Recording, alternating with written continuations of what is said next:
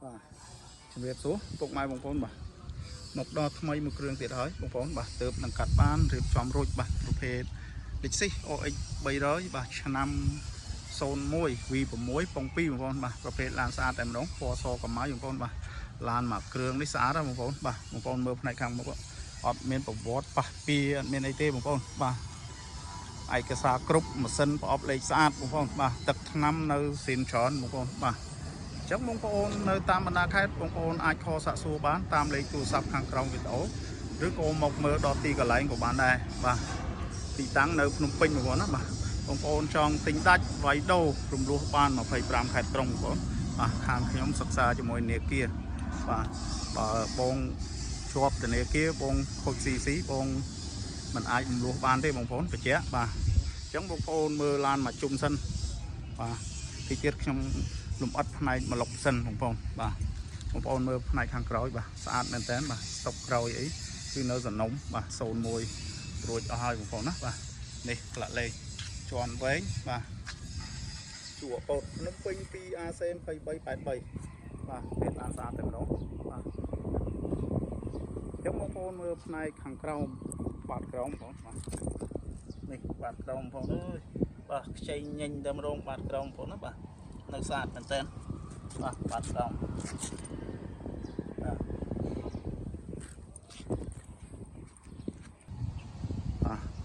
នេះខាងក្នុងបងប្អូនបាទខាងក្នុងស្អាតបងប្អូនខាងក្នុងនៅថ្មីមែនតើបងប្អូនខាងក្នុងបាទថ្មីបាទពេលឡានស្អាតតែម្ដងបងប្អូនណាបាទមើលផ្នែកកលៀតបាទកលៀតនេះវិញបាទអត់មានបុកប៉ះអីត្រង់ណាទេបងប្អូនណាបាទនៅសំណុំតែម្ដងបងប្អូនបាទអត់មានខូចប្រយោជន៍អត់មានខូចអីទេបងប្អូនកែងទេព្រោះអត់មានខូចដែរបងប្អូនណាបាទគឺប្រភេទឡានស្អាតតែម្ដងបងប្អូនបាទតានីជូនបងប្អូនបាទចឹងមើលចំហៀងខាងស្ដាំបងប្អូនបាទមានខាងស្ដាំបាទនេះបងប្អូនបាទយ៉ាន់សបកកង់កាឡានៅថ្មី4គ្រាប់តែម្ដងបងប្អូនណាបាទកាឡាសបកកង់បាទថ្មី4គ្រាប់តែម្ដងបាទចឹងបងប្អូនមើលផ្នែកមកលុកម៉ាស៊ីនម្ដងបាទតិចទៀតខ្ញុំអត់ផ្នែកខាងក្នុងជូនពុកម៉ែបងប្អូនណាបាទមួយនឹងផ្នែកមកលុកម៉ាស៊ីនបងប្អូនបាទម៉ាស៊ីនណាបងប្អូនបាទនៅខ្ចីញញតែម្ដងបងប្អូនណាបាទម៉ាស៊ីនអត់មានប្រវត្តិកែកែអត់មានប្រវត្តិអីទេឬរូបក៏គ្មានដែរបងប្អូនណាបាទប្រភេទឡានស្អាតតែម្ដងបងប្អូនបាទនេះផ្នែកក្លុកកលៀតបងប្អូនបាទក្លុកកលៀតស្អាតបាទអត់បុកប៉ះអីទេបងប្អូនណាបាទនេះសាច់ថ្នាំបងប្អូនបាទកៅស៊ីននេះនៅបងប្អូនបាទលកែតអីថ្នាំអីនៅទាំងអស់បងប្អូនអាគុយថ្មីមកក្របបាទសាច់ជ័រអីអត់ស្លេកស្លុកអីទេបងប្អូននេះកលៀតឆ្វេងស្ដាំស្អាតតែម្ដងបងប្អូនបាទតានីជូនបងប្អូនបាទឯកសារគ្រប់បងប្អូនមកពីខេត្តមិនខុសបំណងទេបងប្អូនណាបាទចំពោះឡានមួយគ្រឿងនេះកង់ខាងឆ្វេងបងប្អូនបាទកាឡានៅជ្រៅនៅ80%បងប្អូនកាឡាកង់សាច់ដែកអីអត់ពុកច្រេះអីទេបងប្អូនណាបាទសាច់ដែកបាទអញ្ចឹងបងប្អូនមើលផ្នែកខាងក្នុងនៃឡានបងប្អូនណាបាទខាងក្នុងឡានបងប្អូនបាទ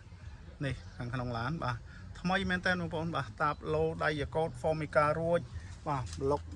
ដៃយ៉ាកូតអី Formica អត់មានខូចខាតទេនៅថ្មីមែនតើបាទកៅអីស្រោមពូកអីស្អាតបងប្អូនអត់រហែកអត់មានអីទេបងប្អូនណាបាទ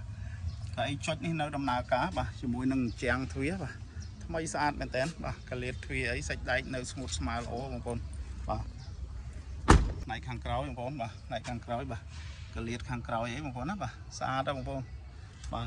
ទឹកថ្នាំស្អាតបាទសាច់ដែកអត់ពុកអត់ច្រេះខាងក្នុងថ្មី